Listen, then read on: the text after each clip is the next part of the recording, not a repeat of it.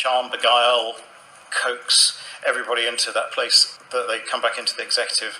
And I'd like to think I will be successful. Sinn Féin have been very clear that if the protocol bill becomes law and the protocol is overwritten, and they would not serve in the executive. Conor Murphy was incredibly clear at that at the British Irish Association conference in Pembroke College in September. But the Boys Brigade and the Girls Brigade consists of little children from the age of 6 upwards. Yes, but in the eyes of the provisional IRA, they were legitimate targets.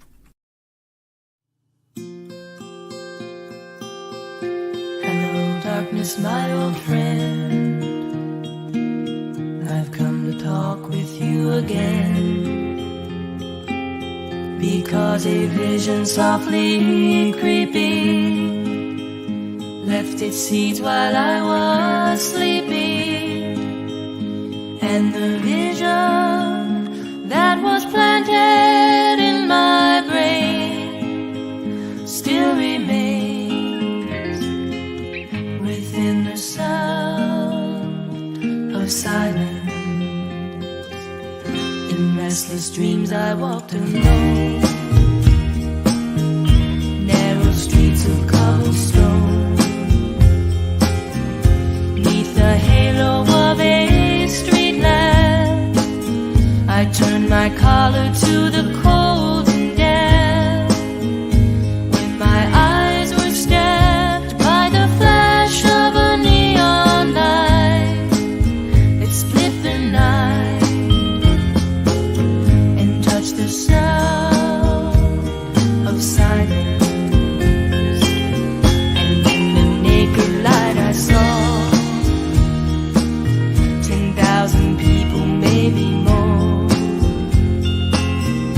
people talking without speaking, people hearing without listening, people writing songs that voices never share, and no one dared disturb the sound of silence. Fools said I, you do not know, silence like a cancer grows. Hear my words that I might teach you, take my arms that I might reach you, but my words like silent raindrops fell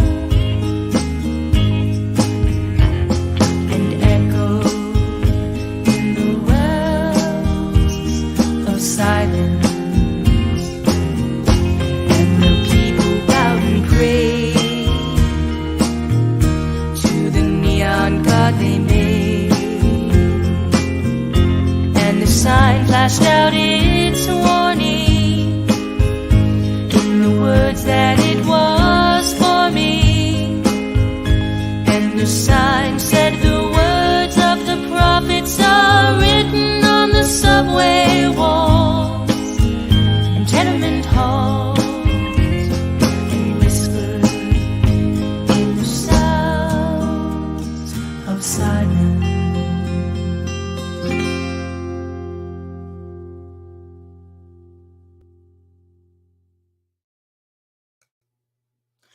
Well, hello. Welcome to another Restore Live. Restore Live going out to the Restore channel. That's on Restore UK on Facebook, to the Restore, to the British Unionist People's Voice. That's also on Facebook, to the Restore channel, Restore UK on YouTube, and also to the, well, Twitter channel. And that's also Restore UK. Now, what I would like to ask people to do, as per usual, we're here to talk about this evening sanitising IRA terrorism, and in a way that would forget about a man called Edgar Graham. And we'll come to that very, very soon. And we'll explain the reasons why that we're talking about that this evening. So what I would like to ask people to do is that if you're on the Facebook channels, if you're on the YouTube channel, if you could share this channel. If you could give us a like, if you could give us a love, if you could give us a share on the YouTube, if you could, well, subscribe to the channel and hit the little notify button in order that you get notifications that we're going live. And this evening we're going to be talking about Restore UK in the future and how that it is that Restore UK will be conducting themselves from here on in. Going back to basics, let's just say. So again, sanitising IRA terrorism, and in a way that, well, is Edgar Graham forgotten about? So what I want to do this evening is that I want to have a brief chat with the people that is here with reference to the reasons why that we wanted to talk about what it is that we're talking about this evening. So I'm going to pop myself down for a second, and I want people to look at what is behind me here on our screen.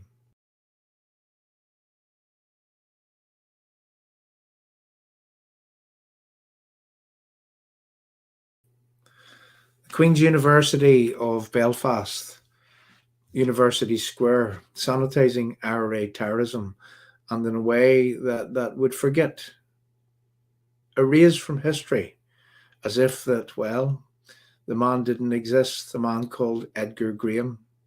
Now, who is Edgar Graham? Some people would ask. Let's play a short video and let's try to understand who that it is that Edgar Graham is and what it is that pushed us at Restore UK to go to explore, to dig deeper, and to find out, well, who Edgar Graham was and why that it is that, well, let's watch this video clip and we'll come back very shortly and we'll discuss it. 10:50 a.m. on the 7th of December 1983 at the University Square, Belfast, Mr. Edgar Graham was shot dead. The murder was claimed by the Provisional IRA. RUC investigations resulted in one person being convicted of making property available and withholding information and sentenced to 2 years imprisonment, suspended for 3 years. Another person convicted of withholding information was sentenced to 18 months imprisonment, suspended for 2 years. A number of other persons were arrested, and former IRA member turned police informer Sean O'Callaghan, in his book The Informer, suggested that the IRA killed Mr. Edgar because he was regarded by a journalist as potentially the most effective political opponent facing Sinn Féin that the Ulster Unionists had ever produced, and likely to become the party leader. Edgar Graham had also gained attention for his strong arguments publicly supporting internment, the reversal of special category status for Republican prisoners, voicing support for the British government's network of informers. He had been seen on the BBC Northern Ireland criticising the Thatcher government for not taking a hard enough line against Republican prisoners and the hunger strikers.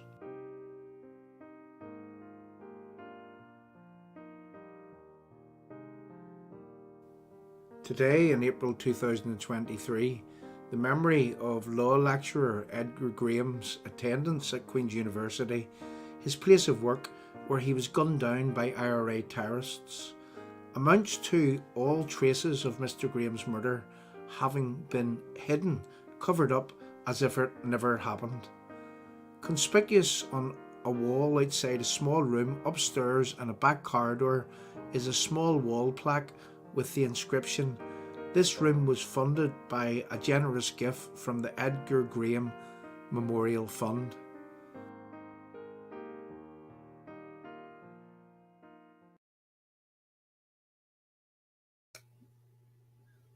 Now, as you'll have seen, you've seen a short video clip there.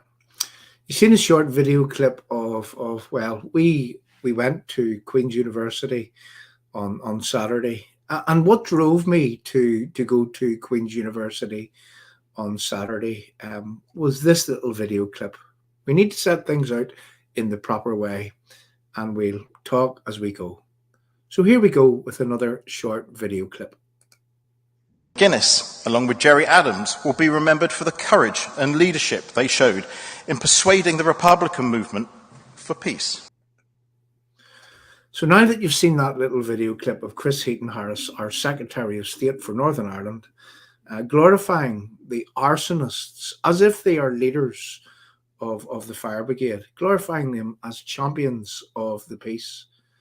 Well, not very far from where Chris Heaton-Harris was actually speaking during the 25 years anniversary of the anniversary of the what's known as the Good Friday Agreement to some, the Belfast Agreement to others, what we commonly know as, which we can say conclusively is the appeasement process, which has lasted from 1996 until today's date. Now, that very video clip which I played of Chris Heaton-Harris, well, that's exactly what drove me, which drove the people at Restore to begin digging to understand why it is that well, things have been turned on their head. A law lecturer, an up-and-coming member of the Ulster Unionist Party, a politician, an outspoken politician who would actually use his position from within Queen's as a law lecturer to speak out about what was happening in terms of the law in that day back in 1983, whenever Edgar Graham would have lost his life. I mean, this man, make no mistake, he was a law lecturer. He that was his job. It was his job to talk about the law and what was happening within the law. And, well, he gave his opinion. And for giving his opinion, he lost his life. Now, this is a web of, I'm going to say, corruption, deceit, and a web which has very, very many tentacles, let's just say, or strands would be a better word. And you're going to learn that this evening. We have talked to many people over the course of the past 2 weeks. Some people have been very, very helpful. We visited Queen's University just at the weekend. And as you will have seen in that short video clip, that, well, in my opinion, in the opinions of people that work at Restore UK, here's the question that needs to be asked. Why is it that all memory of Edgar Graham, a man who stood with law on his side, a man who was going to work, a man who was a law lecturer at Queen's, why is it that history is being rewritten and rewritten in front of your very eyes to favour the people, and we will show this conclusively, the people who would have, well, authorised the murder of this man for speaking his mind and for criticising the terrorist machine, the killing machine that was the Irish Republican Army. I say Irish Republican Army, maybe that's too good of words. The Provost, the Provisional IRA, the fake Irish Army, those that would take the insignia, that would take the name of the official Irish Army that's in Southern Ireland. And with absolutely no criticism from the Irish state. Not one criticism to say, well, you people are the fake army. You people are masquerading. You people don't even own that name. The official Irish Army owns that name, Ogla na Herne. The official Irish Army, well, there never has been a criticism of this terrorist machine, this IRA killing machine, masquerading under the banner of the Irish state flag, killing people, murdering people, lawful people, people that were giving criticism to the killing machine that was that IRA, without criticism from the Irish state. So what's that tell you? What does that tell everyone? So we're going to continue in what it is that we're here to do. Chris Heaton-Harris glorifying Martin McGuinness, glorifying Gerry Adams as well, as heroes of the peace. And not far away from that very building, and where that Chris Heaton Harris was talking about Gerry Adams, the arsonists, as if they were leaders of the fire brigade. Not far away, a couple of 100 yards perhaps, this man, Edgar Graham, he lost his life for standing against this IRA killing machine. Let's show the story. Let's talk about the story, and let's unfold this in a way that, well, people can make up their own minds as to what it is that we are presenting here this evening. So, following through from what it was that we played at the very, very start, you know, for Twitter, we prepared that short video clip at the very start where it showed you what happened to Edgar Graham. It showed you me attending Queen's University there on Saturday. It showed you that in a back room upstairs, hidden from public sight, a little plaque, a little nameplate on a wall, in where that the Edgar Graham Fund, it funded that room. It wasn't a commemoration. It wasn't a recognition of a man who was a law lecturer standing against terrorism, lost his life on Queen's University campus. No, it wasn't. It was something far short of a commemoration to the fact that a law lecturer, a man standing on the side of the law, criticizing the terrorist killing machine that was the IRA. Well, the IRA killing machine, they decided that, well, they wanted to kill, murder, shoot to death that man, Edgar Graham. At the very start of this screen, we played, the sound of silence. And the sound of silence was for a reason. A sound of silence. Where's the voices from within unionism demanding that Edgar Graham would be recognized, commemorated, a little plaque to his memory, a law lecturer standing against terrorism, who, when he stood against this terrorism, he lost his life. Whereas Queen's University insisting that this man, a law lecturer, a man on the side of the law, wanting to commemorate this man's memory, and in a way that is a fitting tribute to Edgar Graham for standing against terrorism. Where is it? It's nowhere. The sound of silence. And I want to, talk about a theme that's going to resonate right through this entire thing that we're doing this evening, with reference the memory of Edgar Graham. In that song, Sound of Silence, there is a little phrase, a phraseology, a combination of words in where that it says that silence like a cancer grows. If you don't nip in the bud the glorification of terrorism placed over and above the people that were on the side of the law, the people that stood against the terrorism, if you do not place that as a priority to commemorate, to talk about the victims, if you do not place that as a priority in life, well, is it like a cancer? Is it like a cancer that eats away at society, that decays, that contaminates, that I'm going to say that if you do not stop that, if you do not nip that in the bud, are you causing the circumstances? Are you party to the circumstances in where that, history can be rewritten to favor the terrorists? Is that what you're doing? Who is guilty of that? Queen's University, right now, right here, is guilty of that. And we can say that in a conclusive way.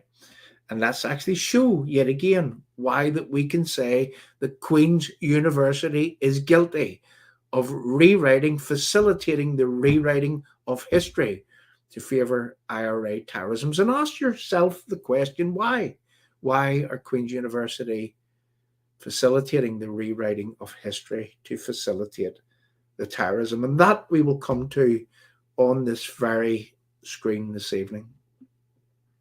So again, I'm going to pop up on our screen a video clip that we played at the very, very start. I'm going to flip through as I go, just to this very point.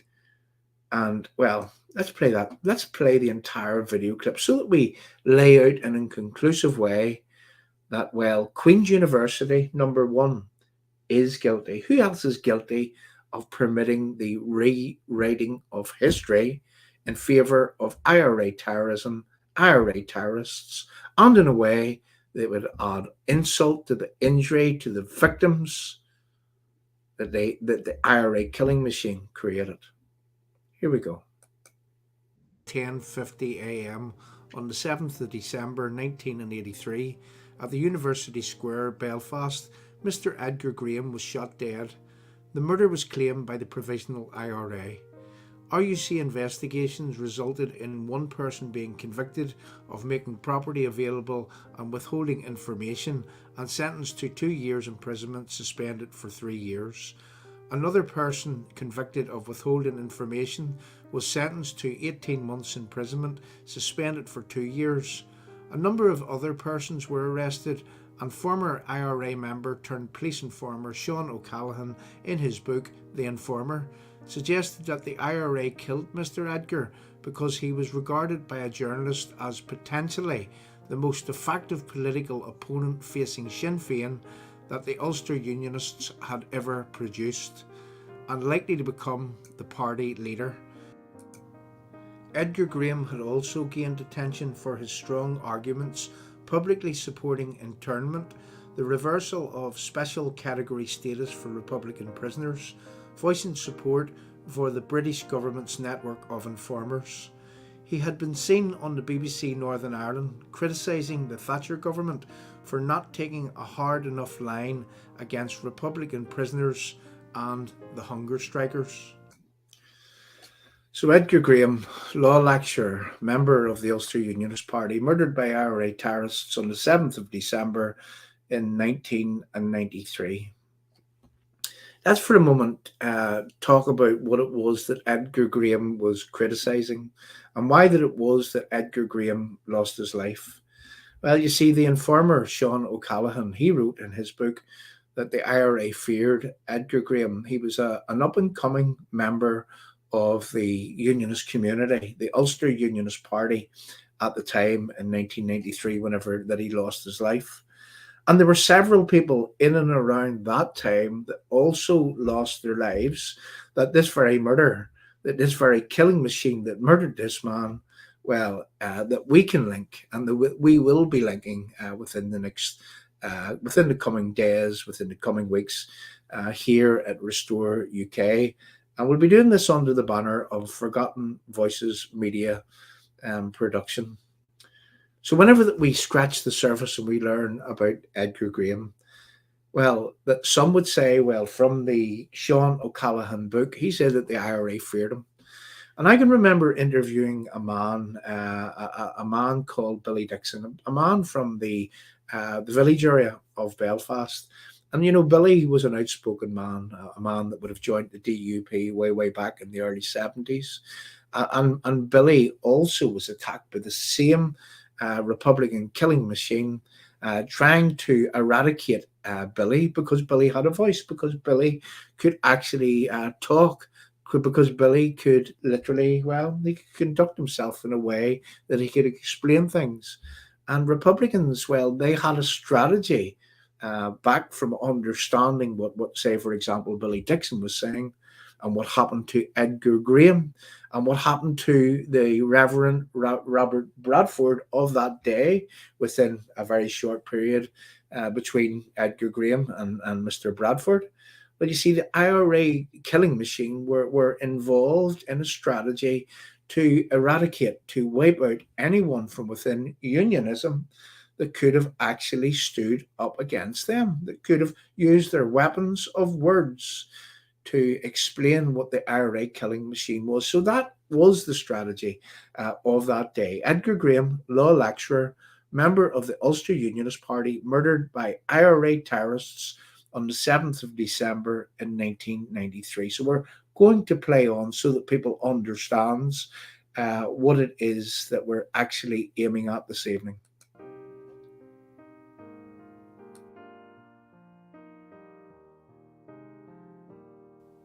Today, in April 2023, the memory of law lecturer Edgar Graham's attendance at Queen's University, his place of work where he was gunned down by IRA terrorists, amounts to all traces of Mr. Graham's murder having been hidden, covered up as if it never happened.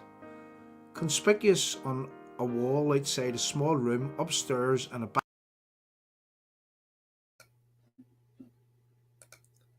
Now, this is something that I want to speak about.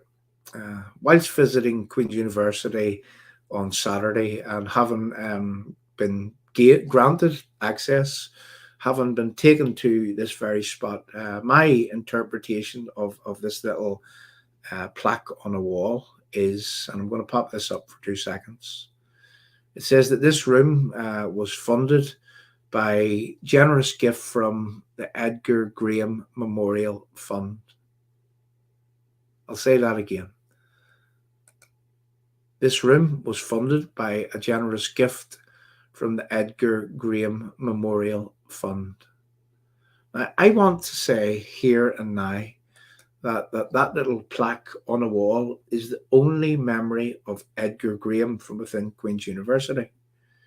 You go out onto the University Square where Edgar Graham was gunned down, where he was shot by IRA terrorists, and there's not even a memorial to the very fact that that law lecturer, doing his job, speaking his mind, talking about the law of that day, because that he decided that he would speak about the law using his authority as a law lecturer. Well, he lost his life. And Queen's University think that it is right not to commemorate Edgar Graham. And the only sign of Edgar Graham from within Queen's University is this little plaque on a wall which states that this room was funded by the generous gift from the Edgar Graham Memorial Fund. Now, I want to impress upon people something that I seen, something that I actually noticed with reference what it was that I was viewing on Saturday, is that, well, Chris Heaton Harris, this is where this started, glorifying Jerry Adams and Martin McGuinness in Queen's University as the, well, I'm going to say the arsonists in charge of the fire brigade, as the terrorists are now the greatest peacemakers that are around these days. Glorify them. They were the people that were shooting people like Mr. Graham in the head, that were giving the go-ahead, the orders to shoot people like Mr. Graham in the head, and they are now champions of the peace. Well, if someone that sets fires, let's say, on a mountain and burns the growth, you often see these fires being lit, burning forests down and so on, can we realistically say that if someone was doing that type of thing, that, well, given that they've stopped doing it, that they're now champions of stopping those fires? Can we say it in that way? Can these people be actually glorified as champions of the peace whenever that these people were causing the circumstances, were ordering the circumstances in where people that, like Mr. Graham, would have actually lost their lives? A man who decided to go the lawful way, a man who decided to educate himself, a man who decided to become a law lecturer, a man who in that day, who put his life on the line to criticize, to point out where that it was that, well, the terrorists were, what it was the terrorists were doing. He was speaking, he was criticizing the terrorists, he was giving solutions for terrorism. He was suggesting that, well, that this is the way to break the criminality of these terrorists. And for being outspoken in his job, he lost his life. Like, ask yourself a question. Queen's University, where's the commemoration to that man? Where is the recognition of a law lecturer standing against terrorism? It doesn't exist. The only thing that exists within Queen's University is that little plaque on the wall, which was, I'll read it again. It was funded, this room was funded by a generous gift from the Edgar Graham Memorial Fund.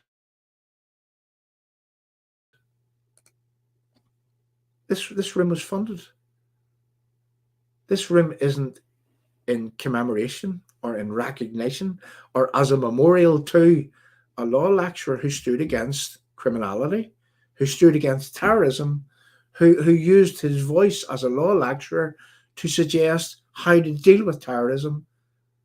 There's no commemoration of the man. This plaque is only in place, and I'm going to go out on a limb here, it's only in place because this room was funded by a generous gift from the Edgar Graham Memorial Fund. I can only imagine the negotiations were going on at that time to get that plaque on that wall. Who were the negotiations going on with? Who had a vested interest in ensuring that Edgar Graham is not, was not, will never be commemorated within Queen's University? Who had a vested interest in ensuring that this man's memory would be erased? Who had a vested interest in ensuring that the terrorists would be placed above, that the history of the terrorism would be rewritten, and that all traces of Edgar Graham would be wiped from the history books? Who had a vested interest in doing that? Who negotiated to put that plaque up? Again, I'm going to say, we played at the very start of this stream, the sound of silence. Silence, like a cancer grows. Where are the unionist politicians? Where are the Ulster unionists right now? Where are the people that's demanding that, Edgar Graham's memory, it needs to be memorialised on the Queen's University grounds. He needs to be memorialised as a law lecturer. He needs to be memorialised as a man that would have stood against IRA terrorism. He needs to be, commemorated on at least the spot that he was gunned down in, University Square? Is that what they call it? We'll find the name of it in a minute. But he needs to be commemorated for being the lecturer that decided that he would use his voice as a law lecturer, using his he was qualified to do so, to talk about the terrorism, to give his recommendations on how that it was that people could have broke the IRA terrorism of that day. Where are the Ulster unionists right now? Is their silence like a cancer? The very fact that they're not opening their mouths about this man, Edgar Graham, is their silence like a cancer? Will that cancer grow if they don't stand up, if they don't make their voice heard? Will this cancer grow to the point whereby that, the history will be rewritten, that IRA terrorists will be favoured, as we heard Chris Heaton-Harris favouring the terrorists as peacemakers, whilst the memory of Mr. Edgar Graham, the law lecturer who stood against the terrorism, whilst his memory would be erased, eradicated in a generation? Will Mr. Edgar Graham even be recognised as someone who entered Queen's, who educated himself and who decided to stand against the terrorism that was causing the problems here in Northern Ireland? Is the Ulster Unionist Party's silence, is it like a cancer? Will it be like a cancer? Has the rat already set in? The Ulster Unionist Party right now are an absolute disgrace for I could only assume, for agreeing to a little plaque, for funding by a generous gift from the Edgar Graham Memorial Fund, to have this plaque placed on a wall outside a small room in a back corridor upstairs in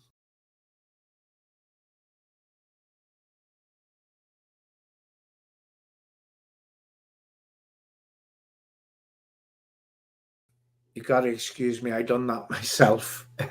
In that place, in Queen's University, are the Ulster Unionist Party an absolute disgrace for not ensuring that the memory of Edgar Graham would be maintained? I just hit a wrong button there. You got to excuse me. And what I did is I wiped my screen. But listen, we know what we're doing. We know the message that we've got to deliver here this evening, and we'll just flow as it really goes. So, just to recap, we seen the scene in where Edgar Graham was shot outside Queen's University. He was shot for standing against the terrorism. We noticed that there was a small plaque put on a room upstairs in Queen's in a back corridor, out of sight, out of mind, and it's not commemorating Edgar Graham on the spot where Edgar Graham actually died for standing against the terrorism. Queen's University, they have failed to stand up and to commemorate, to memorialise that law lecturer who lost his life while speaking against the terrorism of that day that was causing so many problems here in Northern Ireland. And who do we blame? Silence, like a cancer, grows. So what I want to do is I want to move on, and I want to look. I was driven through, I'm going to say, a sense of disgust last week to go to do the Edgar Graham story, to go to Queen's, to look at the areas where Edgar Graham was shot, where he was shot to death by these IRA terrorists, and then to see the total worth of Mr. Edgar Graham to Queen's University and to the Ulster Unionist Party right now, whenever that you see that there is no commemoration, that they had to pay to have a room, I'm going to say, funded by the Edgar Graham Trust or the Foundation. It's not even in his memory. And that is a sad disgrace. And on those grounds, just 2 weeks ago, Chris Heaton-Harris, Secretary of State for Northern Ireland, was commemorating the very terrorists that actually, let's show people conclusively what those actual terrorists done. Now, I want to play a short video clip that I played on a stream last week, which drove me to actually do this. And this is a short video clip, which is full credit to the BBC and full credit to Jennifer O'Leary of BBC Spotlight, in where that we can learn a lot from this clip. Let's play this clip, and then we'll come back and we'll show you what it was that we've been doing since that we understood that the terrorists are now being glorified, that the history is being rewritten to favour the terrorists, and that there's no commemoration to someone like Edgar Graham on the Queen's University campus. And we're coming to the reason why very shortly. So here we go.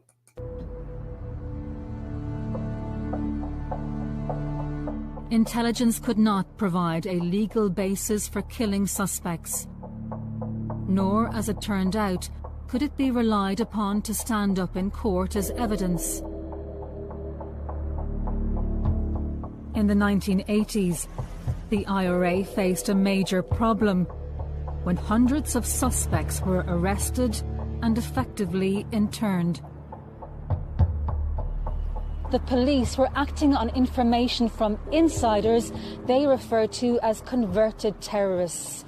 On the streets, they were known as supergrasses. In 1983, the IRA killed a law lecturer a few weeks after he defended the scheme. An informer or a supergrass is the ideal weapon for breaking open organised crime. Edgar Graham, who was also a unionist politician, was shot on the street outside his university. We've obtained an intelligence summary from the time. It gives no evidence but sheds light on how some understood the IRA to operate, and says knowledge of the operation would have been restricted and cleared at the highest level, almost certainly by Adams.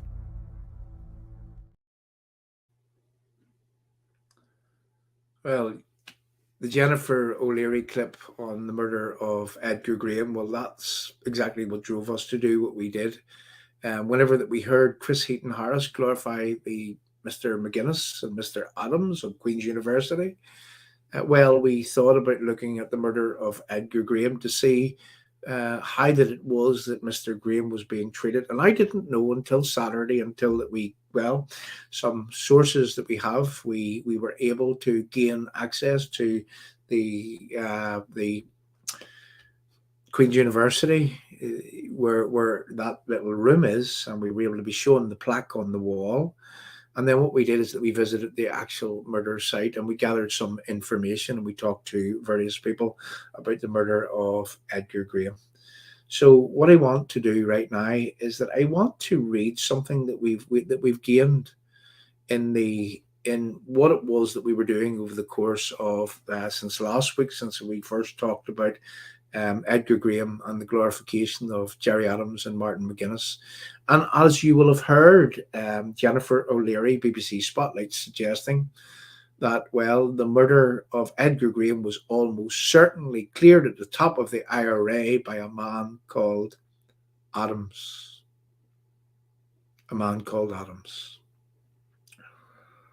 Talking to sources that we have with reference to the murder of Edgar Graham, at the time of Mr. Graham's murder, the officer in command, the OC of Belfast Brigade of the Para Provisional IRA, was working for MI5. He was also acting head of their intelligence gathering unit. The most important thing is that this individual used an office in Queen's University for weekly meetings with his Provo agents that were located within Queen's University. We're going to go on. That document that Jennifer O'Leary would have referred from and about, in where that cited that one man called Adams at the top of the IRA, it said in that document that it was almost certain that the murder of Edgar Graham was cleared right at the top of the IRA by a man called Adams. Well, using the sources that we have, we were able to obtain the original copy of that exact document. So what I'm going to do right now is that I'm going to pop that document up onto our screen. What you'll see in front of you here is a British intelligence file, something that is not illegal to happen right now due to the passage of time. And in number 6 here, if you look down onto number 6, it said, the most important of their attacks was the murder of Edgar Graham. Knowledge of the operation would have been restricted within Para, Provisional IRA, and cleared at the highest level, almost certainly by Adams. That was exactly what Jennifer O'Leary was referring to on her Spotlight, BBC Spotlight programme. The murder exacerbated the tensions caused by the Darkley murders and the official Unionist Party withdrawal from the Assembly, as well as dramatically removing from the scene a member of the Protestant establishment who was an outspoken opponent of terrorism. So that's the exact document, as you'll see from the top there, and where it's redacted secret, it says, but not illegal to have that document. And that's the exact document from which that Jennifer O'Leary was reading from in that BBC Spotlight programme. And we, using our sources, we were able to obtain a copy of that document. But again, what I'm here to impress, and we're going to read from some more stuff that some people helped us with over the course of the past week. What I'm here to impress upon people at a time whenever that the history is rewritten for and on behalf of the IRA, to show the IRA, the people in charge of the IRA, the people who would have given the orders that would have killed the likes of Mr. Graham, at a time whenever those people are being glorified as heroes of the peace, as people that persuaded the IRA to lay down their arms and to create peace, at a time whenever those people are being hailed as well, the main people from within the fire brigade, the arsonists in charge of the fire brigade, at a time whenever history is being rewritten to favour the terrorists. Well, at that time, well, the people like Mr. Graham, who would have educated himself in the law, who would have became a law lecturer, who would have been educating others in the law, who would have used their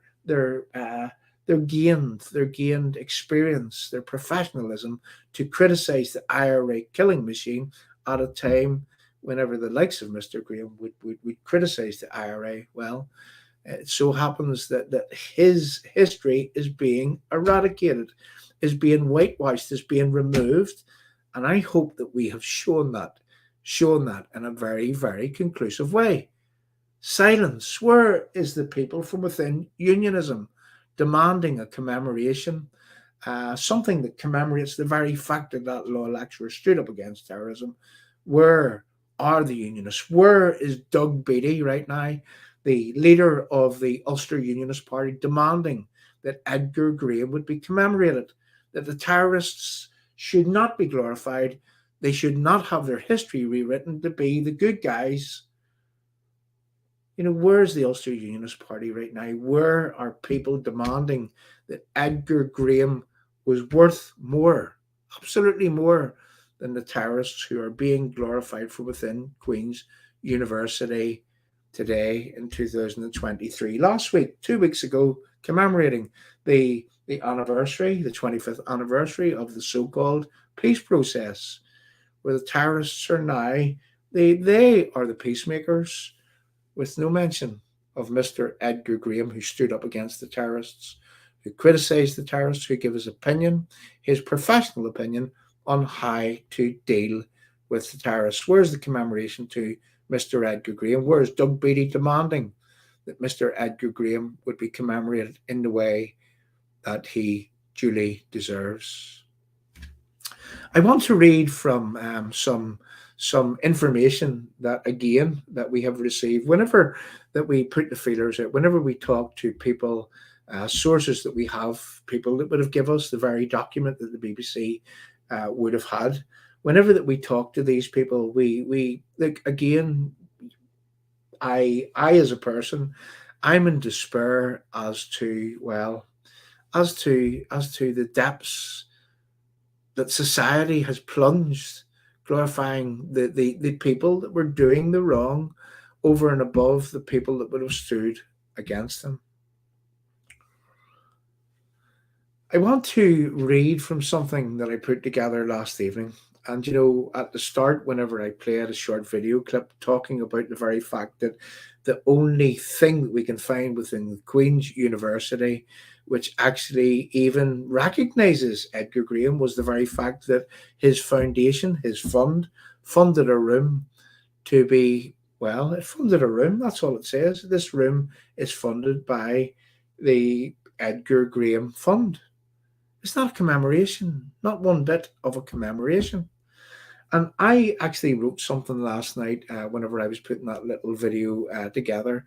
And believe me, this has taken days and weeks to literally to look at the circumstances behind Edgar Graham's death. And whenever I was actually putting together what it was that my feelings were after having talked to so many people, so many helpful people, I came to the conclusion that, well, I'm going to start, narrating something. We couldn't make that video too big because it was for Twitter. It had to be set within two minutes and 19 seconds thereabouts. So I want to read on and really convey my thoughts after having seen, after having heard, after having discussed with people the murder of one Edgar Graham, a law lecturer who stood against IRA terrorism and lost his life for doing so. So conspicuous on a wall outside a small room upstairs in a back corridor is a small wall plate with the inscription. This room was funded by a generous gift from the Edgar Graham Memorial Fund. When visiting Queen's University, a place where the Secretary of State for Northern Ireland, Chris Heaton-Harris, recently praised Gerry Adams and Martin McGuinness for their roles in creating peace, one wonders if, in order to rewrite the history of Adams and McGuinness and the IRA killing machine, the memorializing, the commemorating of the likes of Edgar Graham and others, and we will come back to this in future streams, the memorialising of people who lost their lives at the hands of the IRA killing machine within Queen's University. Well, one wonders if, in order to rewrite the history of Adams and McGuinness and the IRA killing machine, the memorialising and the commemorating of the likes of Edgar Graham and others would be for Queen's University and the George Mitchell Institute for Global Peace, which resides at the Queen's. Would it be inconvenient? Would it be an inconvenient reminder of what IRA terrorists do? You know, when IRA terrorists can't have their way, when they can't have things their way, when they can't have things in a one-sided way, well, we want everything our way. When they can't have that, what happens? Well, we learned just recently as a result of the Brexit process that they were threatening, if there was a border between Northern Ireland and the Irish Republic, they would go back to doing what it was that they were doing in the past. When the protocol bill was going to be put in place recently by Liz Truss in the Parliament, in Westminster Parliament, didn't Conor Murphy say, and we have that on video clip, that didn't Conor Murphy say, well, if the protocol is altered in any way, if unionists are not subjugated, if unionists are not separated in Northern Ireland from England, Scotland and Wales, if there's not a border in the Irish Sea between England, Scotland and Wales and Northern Ireland, if the democracy isn't removed from Northern Ireland unionists whenever they voted in that Brexit referendum, if the democracy isn't removed, if that border isn't lifted from between Northern Ireland and the Irish Republic and placed at Larne, at Belfast and Warrenpoint, if all of that doesn't go our way, said the IRA terrorists, well, we will go back to doing exactly what it is we do. The exact words of Conor Murphy was that if the protocol is altered in any way, which places a border, an EU customs and regulatory border in the Irish Sea at Larne, Belfast and Warrenpoint, if that is altered in any way, Republicans, Sinn Féin, the IRA are walking away from the peace process. That's, well, in a nutshell what he said. That's me paraphrasing. They wouldn't be part of Stormont and anything that flowed from it. So what had to happen, because the IRA were threatening yet again, was that unionists had to take the brunt of anything that the British government was going to, the British government were going to agree with the EU and with anyone else. Silence, like a cancer, grows. You know, when are unionists ever going to get up off their knees? What are our leaderships going to do about the memory of Edgar Graham? What are our leaderships going to do about the threats from Conor Murphy, that they would walk away from the peace process? What are our leaderships going to do about Chris Heaton-Harris, who is only too willing to roll over, to facilitate, to placate the IRA terrorists who are holding this country to ransom, that have continuously held this country to ransom, that have held this country to ransom all of my life. I'm 54 years of age now, and I have known nothing but IRA terrorism.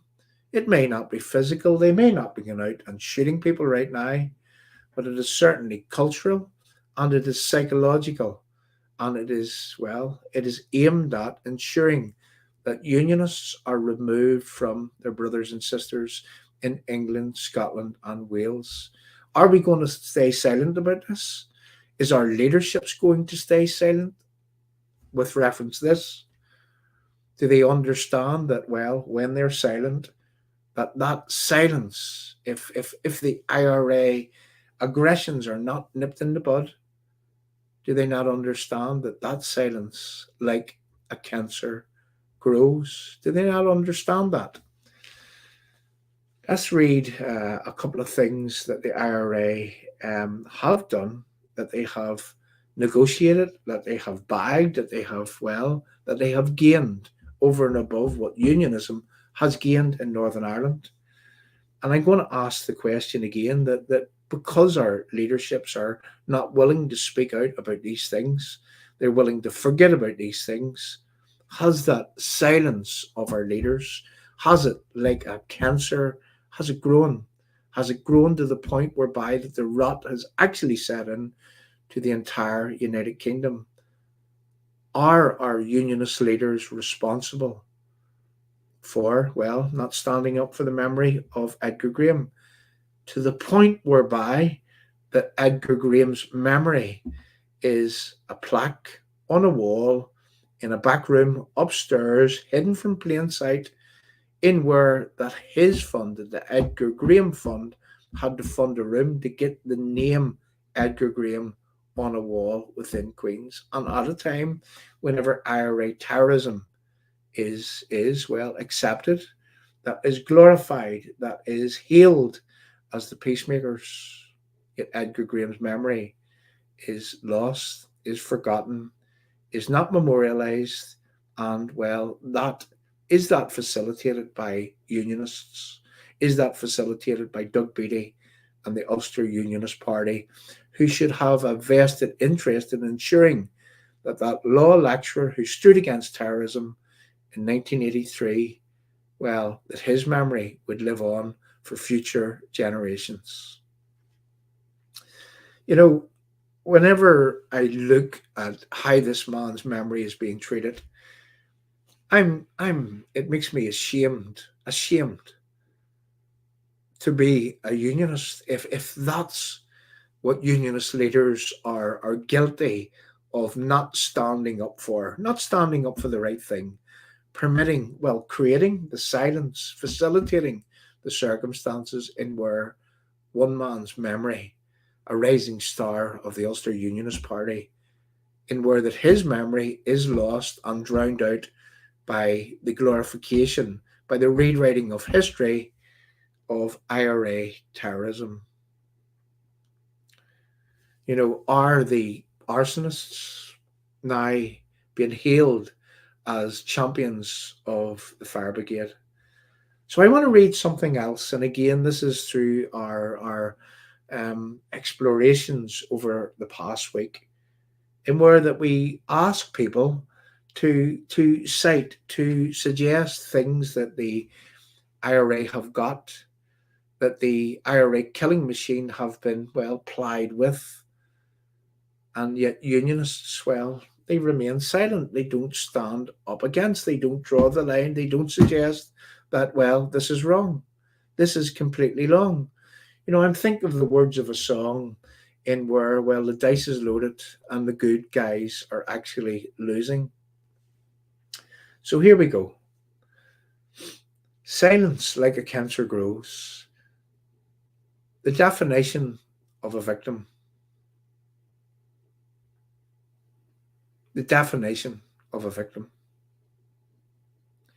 In where that terrorists could be actually defined as victims. That's the perpetrator of a murder going out to Loughgall, for example, going out to murder innocent police RUC men, and you know, they were going about their business. They were there to serve and protect the community.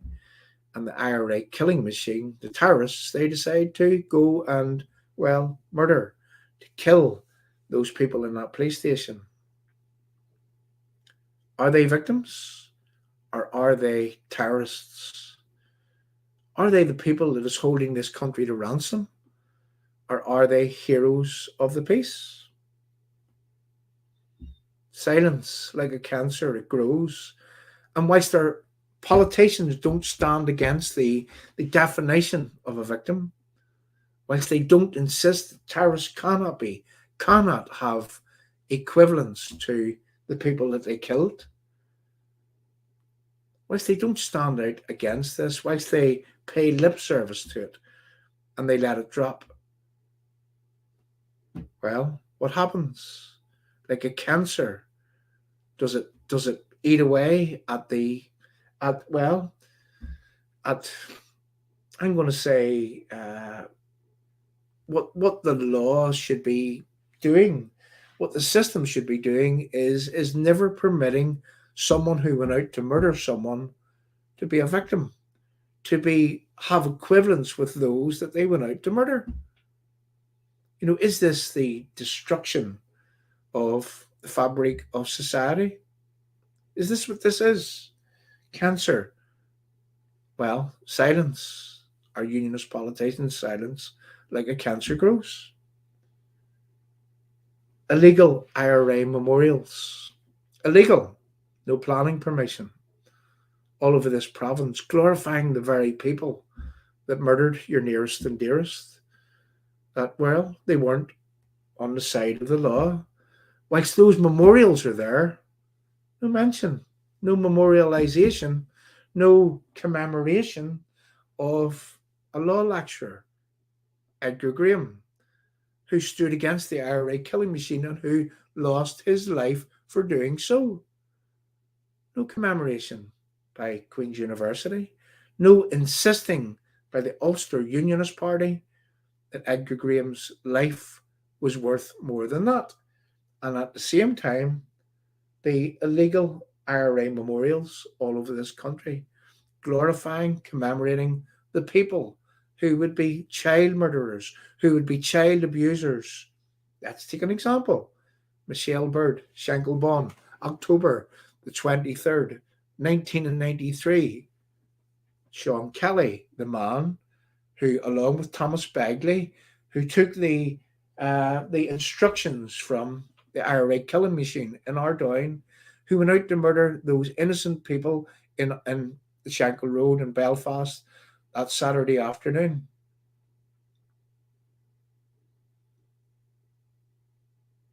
Begley, Bootsy, Thomas Begley, is memorialised, illegally memorialised, commemorated in Ardoyne. What are we as a society if we permit the memorialising in an illegal way of the terrorists who murdered innocent people? Where are our politicians shouting about this? Where are our politicians suggesting the people that we elect to serve and protect us? Where are those people suggesting that this should not be happening, that we will not be part of a process that facilitates this, that permits this, that glorifies the leaders of that very organisation to be glorified as if that they were the arsonists, that they were given the go-ahead to go and do these things, and yet they are being commemorated, being glorified as, well, champions of the peace. Whilst Mr. Edgar Graham, law lecturer, who would have stood against that, there is no commemoration to him, legal, illegal, or otherwise. Silence from our politicians, silence from our system of governance, silence from the British government, silence from Chris Heaton-Harris. In fact, he glorifies the terrorists. Silence from the George Mitchell Institute for Global Peace, and we're coming to that very soon. Silence, like a cancer, does it grow if we don't stand against this? Terrorists in government,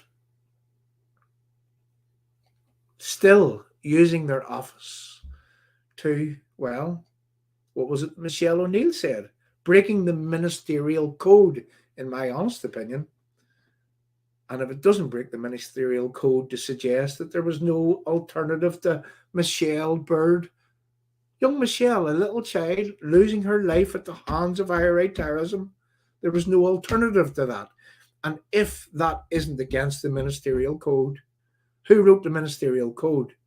Who stands in Stormont under such a ministerial code whenever such a vile thing that was said by Michelle O'Neill, that there was no alternative to that young lady, that young innocent life, losing her life?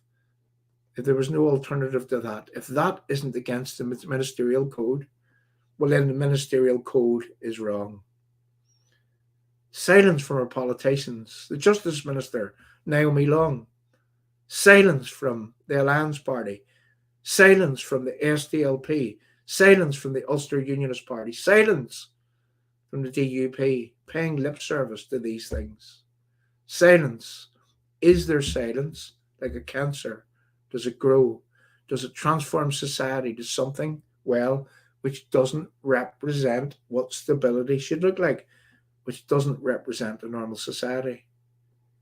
Is their silence like a cancer, which is eating away at society in general?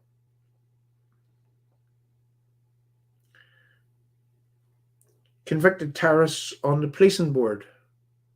Yet again, another example of the arsonist in charge of the fire brigade. Now, who are we talking about? And we're going to be specific here when we're talking.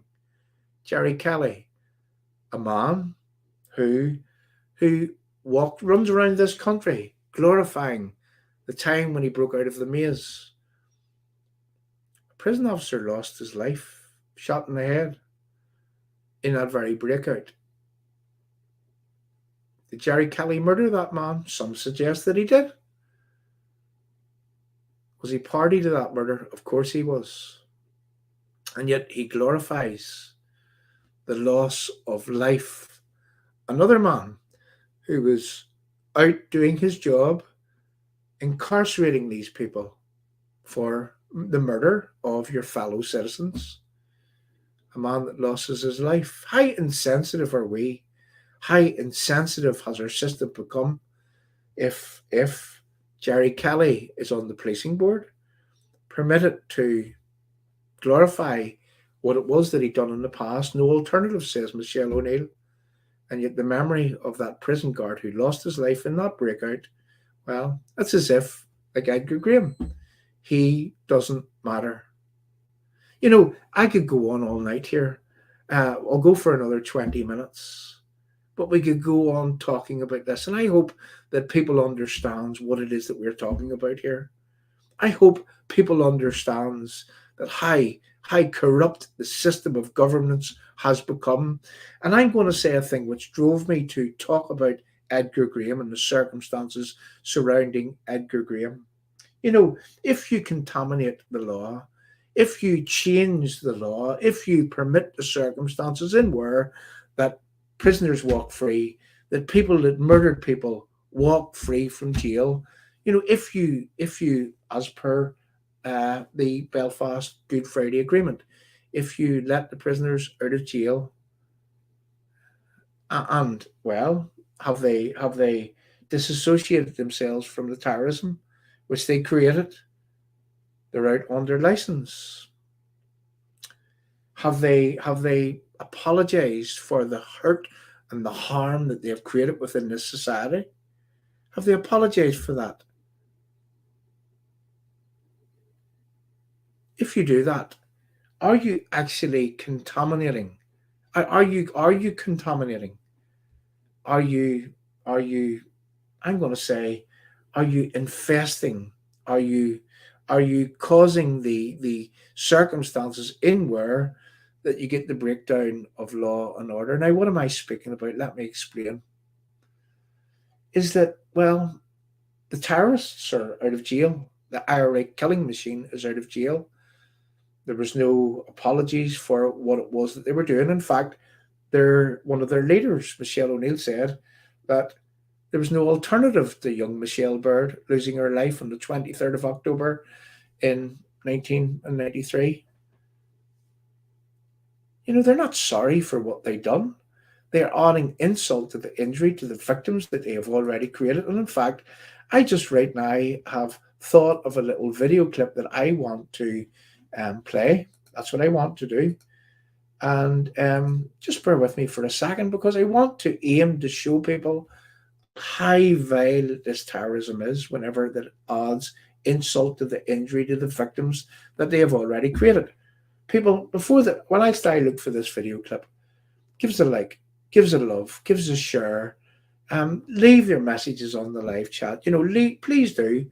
And what we want to do is that we want to show in a conclusive way that this is all wrong. That well, victims should be paramount. Victims should be placed on a pedestal. The memory of Edgar Graham should have more priority than the glorification of Gerry Adams or Martin McGuinness on the very site in where that there's no commemoration to that law lecturer who stood against the IRA killing machine.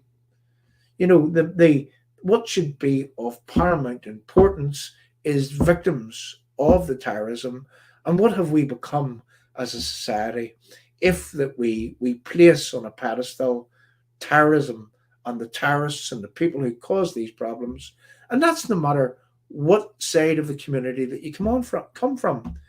You know, no matter what you've been involved in, what you've done, and that includes everybody right across the board. Surely, if you were involved in anything in your lifetime, you've got to suggest that it is wrong to glorify the terrorists, to place the terrorists on a pedestal over and above the victims that they created, to define the who is a victim and who is not a victim in a way that the terrorists have an equivalence to the victims that they created. Let me look for a short video clip, and please do give us a like, give us a love, give us a share, acknowledge that you're here. And I'm asking you to do that for a reason. Please share this out far and wide so that others can see this. And coming soon to Restore UK, we're getting back to telling the stories in a way that we talk about the forgotten voices of, well, the people that are being treated like doormats whilst the terrorists are being glorified in our country.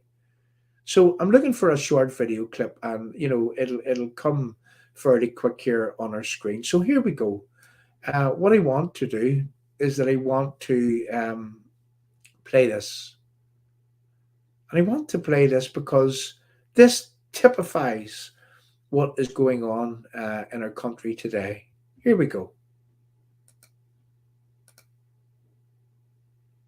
We had Sean here, as you can see, with the little badge on the coat, which that badge represents the IRA killing machine from Ardoyne in Belfast, the same IRA killing machine that actually participated in the making and the planting of that bomb that day on the 23rd of October in 1993. And Sean here seems to think that it's a good idea to glorify the terrorism that murdered, that blew to smithereens those 9 innocent people. Now, that is against the law, and it's particularly against the law whenever it comes to Sean Kelly.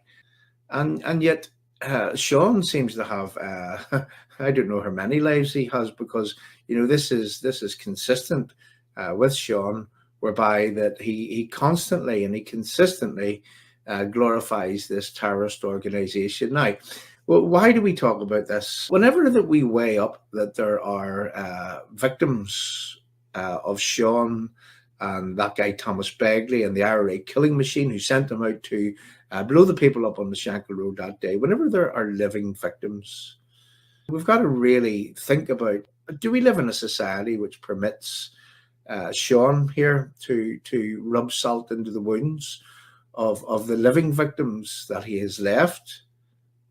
Well, what about Naomi Long? She's the Justice Minister. What's Naomi Long going to do about this?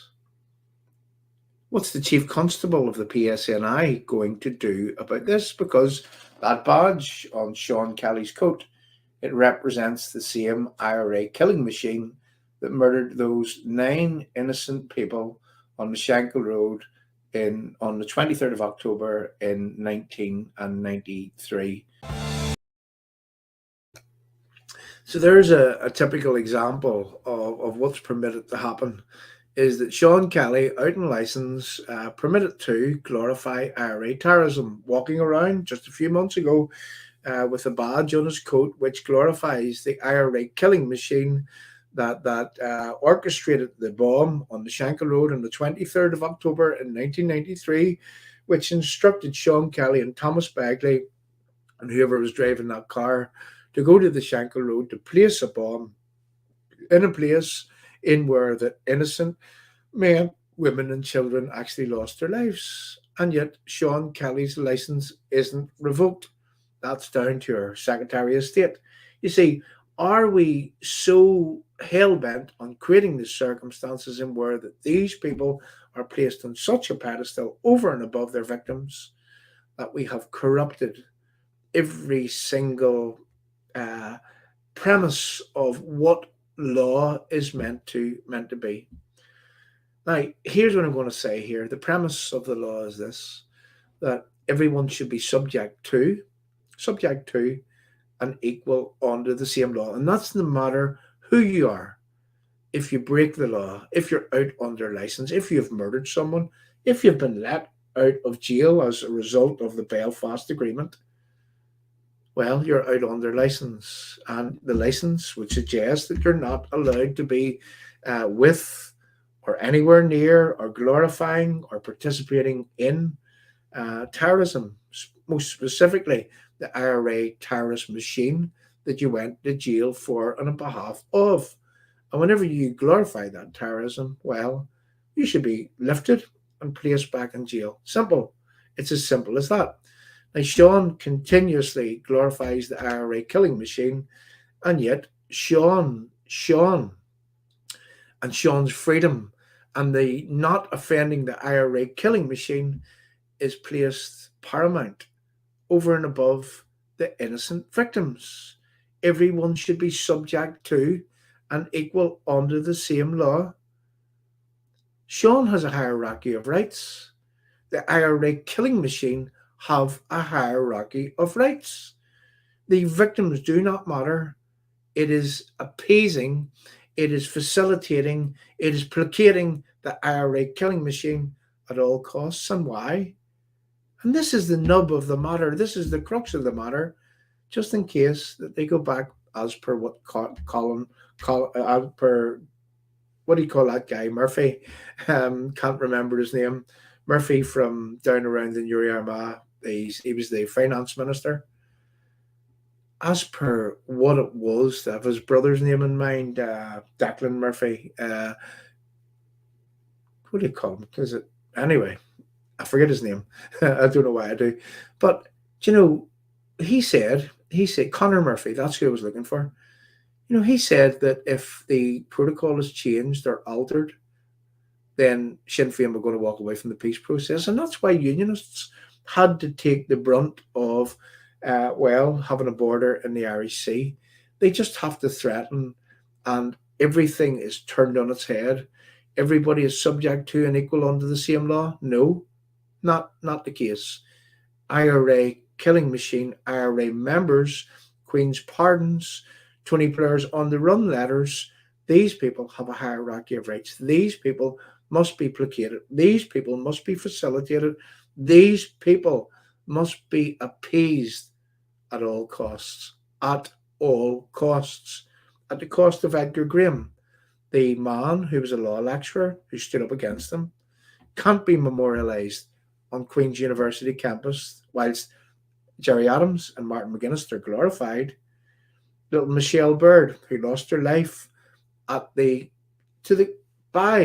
hand of Sean Kelly, well, she doesn't matter. Sean Kelly is worth more to the system than little Michelle Bird's memory is worth. What does that say for our society? What does that say for law and order here in Northern Ireland? Silence from our unionist politicians. Paying lip service, that's all. Then they move on. Silence. Has their silence, like a cancer, grown to the point whereby, well, it doesn't matter what the IRA killing machine do. Murdering a man in Short Strand, another man in the markets, 2015, and yet being brought back into the system. Guns out for Mr. Rooney, D Company of the IRA, Lower Falls, 2019, and again in 2020. Doesn't matter. The Belfast Agreement, it was a disguise. It was built for appeasement, swindle and lies. The peace is a farce. The IRA guns are still there, and London is afraid of another bomb scare. What type of a society have we become whenever terrorists are glorified, whenever terrorists have a hierarchy of rights, whenever terrorists are placed over and above the victims that they created? Surely, people, surely this, you see, is all wrong. It is wrong. It is totally wrong. And it needs to be called out for the wrong that it is.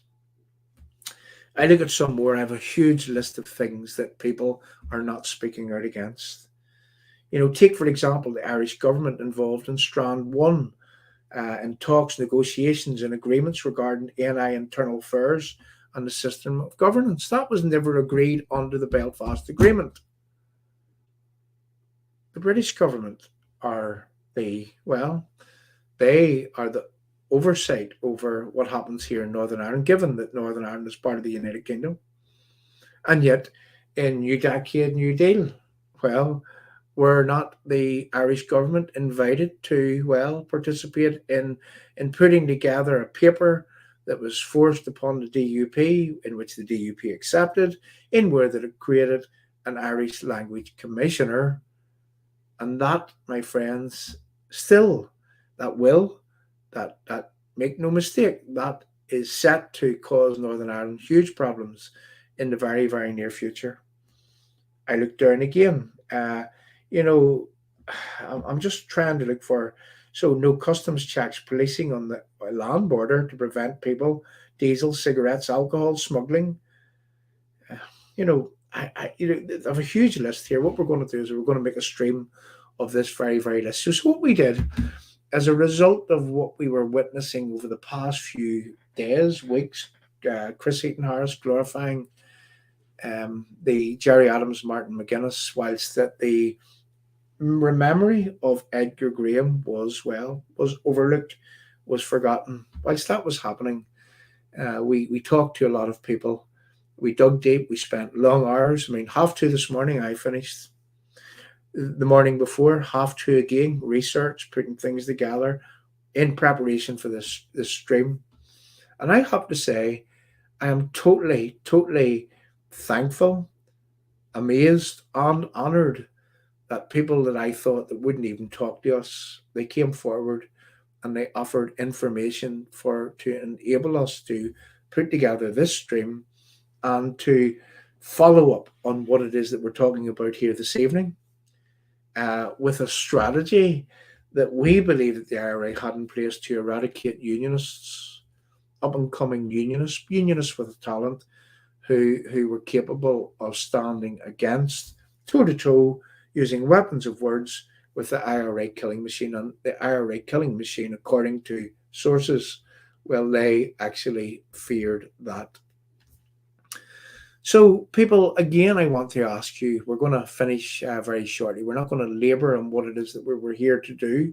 I think that we've done enough. I could go on for hours. I have a huge big list of stuff there that I could have talked about that our unionist politicians don't stand against. They pay lip service to, and they are guilty of at least permitting the circumstances in where, like a cancer, the not standing against this stuff, it has caused the circumstances in where that more and more and more and more of this unpalatable stuff is forced upon unionism because they don't speak out. Silence, like a cancer, grows.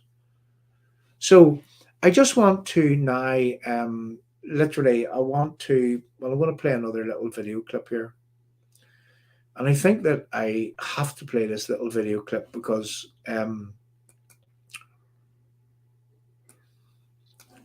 I want to try to culminate in pressing home a message. And the message is this: sanitising IRA terrorism and forgetting the likes of Edgar Graham. Is that right? Is that normal? Is that sensible? Is that teaching the generations of people who would come behind us to rewrite the history of the terrorism and to walk and trample on the graves of their innocent victims? Is that teaching future generations to do the right thing? What does that say for our society, and why does this happen? Well, let me close by saying this. In that very Queen's University, there is a system called the George Mitchell Institute for Global Peace.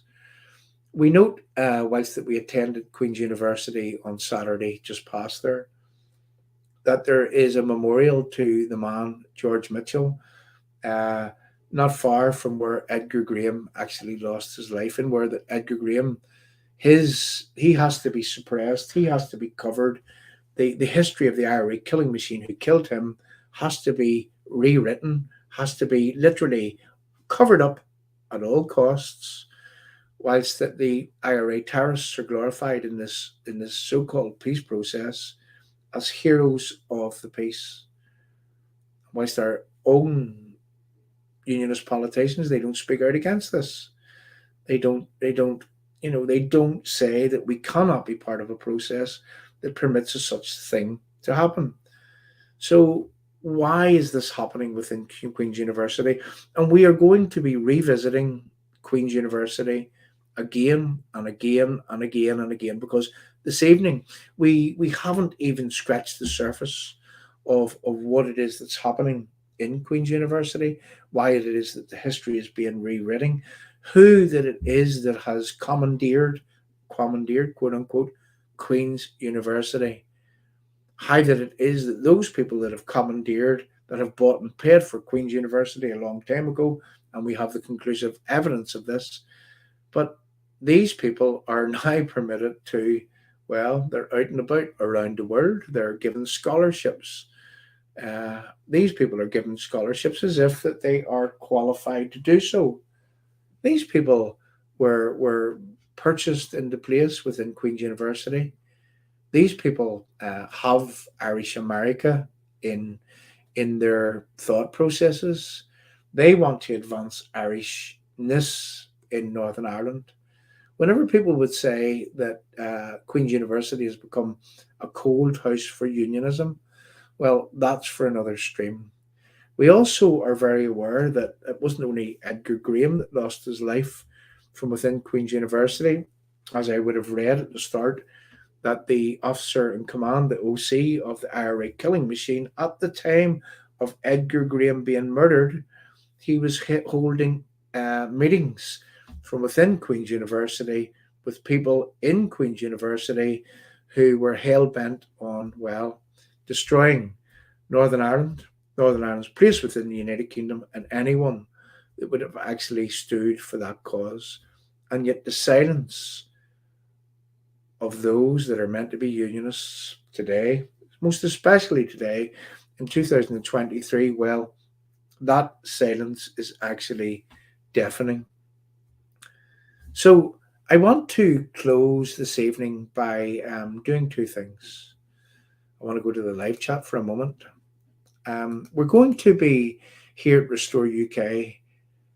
We're sick, sore, and tired of pointing out the inactions, the inabilities, the unwillingness of our own politicians from within unionism. Not to say that if we do anything wrong that we won't actually highlight it, but we're going to be focusing from here going forward more so on the injustices, more so on the inequalities, more so on the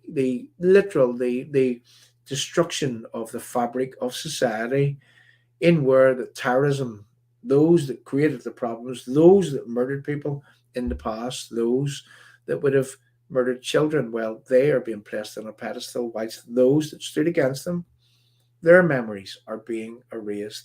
And we want to, in Restore UK, Forgotten Voices Media, we want to get back to doing these stories, these victim stories, these spending more time actually researching, reaching out to people in where that we can learn, in where that we can document the reality, the real story, the real history, not the rewritten type of history to favour the IRA terrorists.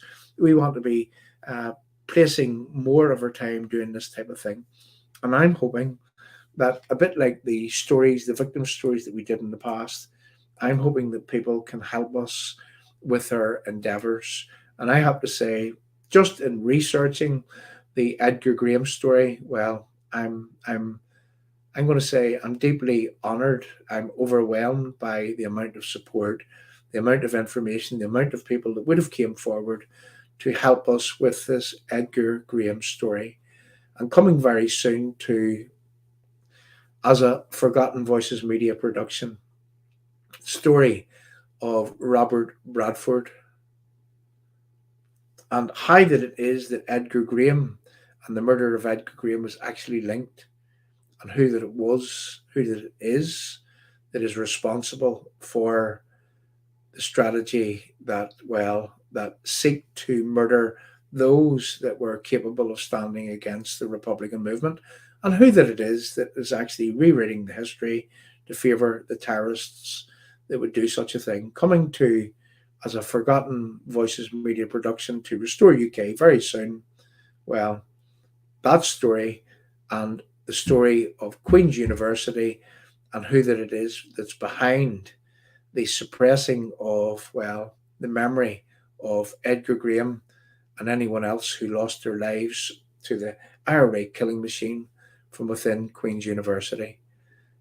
So here we go. We're going to ask people to, if you can help our work, please do. There's a PayPal link in the Facebook channel. Click on the link, pop a few pound in, only if you can. If you can't, no problem. Restore UK, same thing again on the YouTube channel, pop a few pound in if you can. Restore UK on Facebook and the British Unionist People's Voice.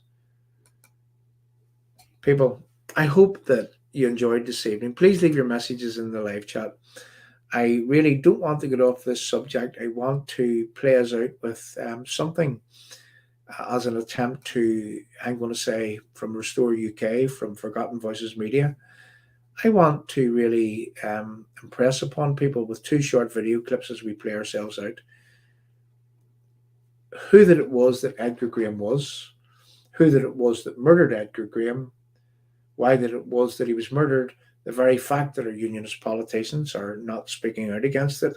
Well, has that caused a cancer that has festered, that has contaminated, that has ensured the terrorists are being placed as prominent, whilst their victims are, their graves, their memories are being walked all over. So here we go with a few short video clips, and I'm going to say thanks very much for listening. Leave your messages in the live chat. Give us a like, give us a love, give us a share, and we'll see you all again on our next expose. Hope you enjoyed what you heard. Leave your thoughts in the live chat. So here we go with a few clips really talking about explaining what it was that we were here to explain. Good night, people, and thank you very much for listening. Here we go.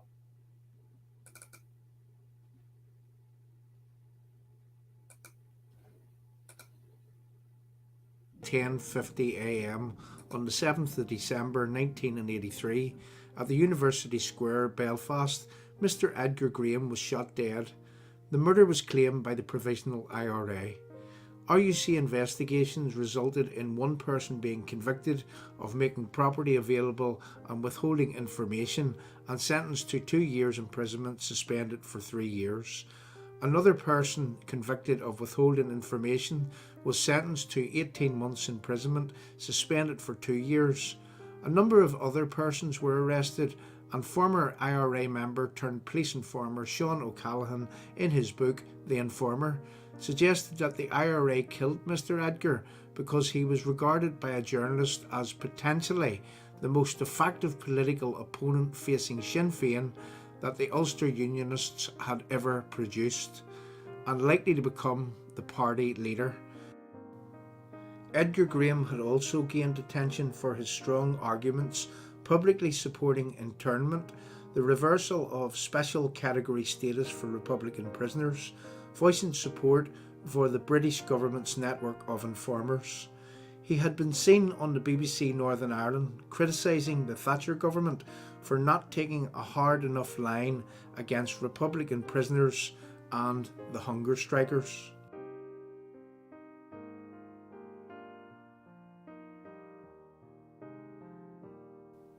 Today, in April 2023, the memory of law lecturer Edgar Graham's attendance at Queen's University, his place of work where he was gunned down by IRA terrorists, amounts to all traces of Mr. Graham's murder having been hidden, covered up as if it never happened. Conspicuous on a wall outside a small room upstairs and a back corridor is a small wall plaque with the inscription, "This room was funded by a generous gift from the Edgar Graham Memorial Fund."